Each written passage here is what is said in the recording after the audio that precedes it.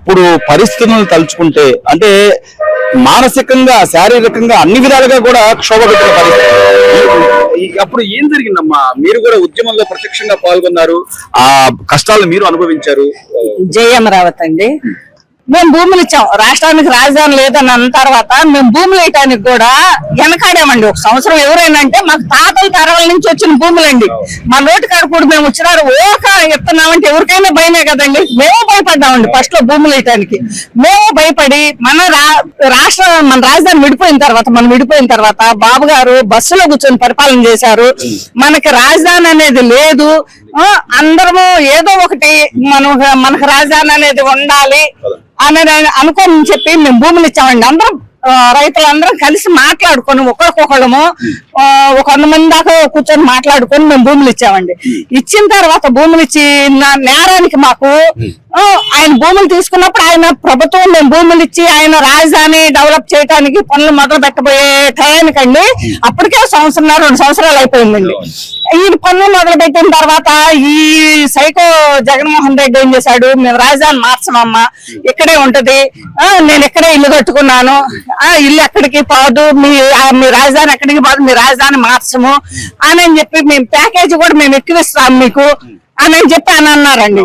నమ్మాం, తండ్రులేనండి ఒక్కసారి ఇవ్వండి అని చెప్పి నమ్మి ఓట్లేసిన నేరానికి మమ్మల్ని కనీసం మేము పుట్టినాక అంత హింస ఉంటదా అని తెలియదండి మాకు.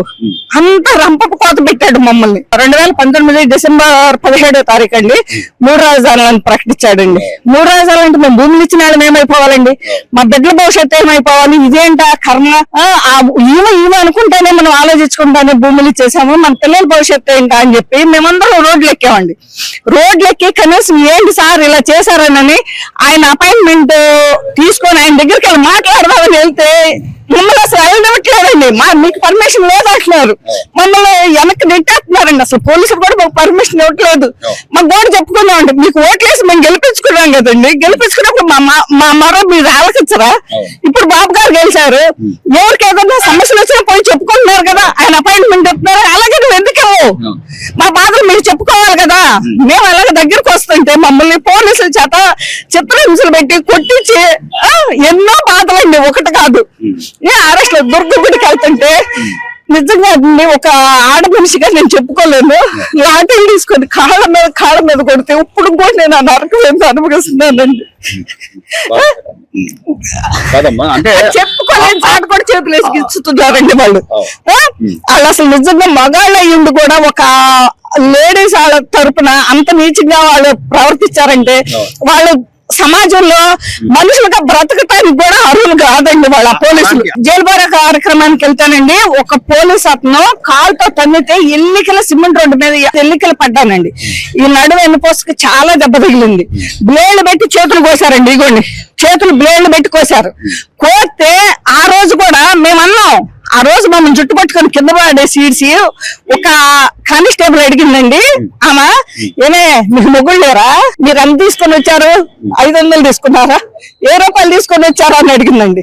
మేము 500 రూపాయలు తీసుకొని రాలేదండి, మేము భూములు పోయి మా బిడ్డల భవిష్యత్తు పణంగా పెట్టి రోడ్డు మీద పెట్టి ఏంటో మా పరిస్థితి, అమ్మ మేము 500 రూపాయలు తీసుకొని రాలేదు, ఒకవేళ నువ్వు ఈ ఉద్యోగం సంపాదించుకోవడానికి ఏమన్నా నువ్వు లంచాలు ఇచ్చామేమో, మేము స్వచ్ఛంగా భూములు ఇచ్చాము, మా నోటికాడ కూడా మేము పణంగా పెట్టుకొని మేము రోడ్లు ఎక్కామమ్మా అని మేము అయాలు అడిగామండి.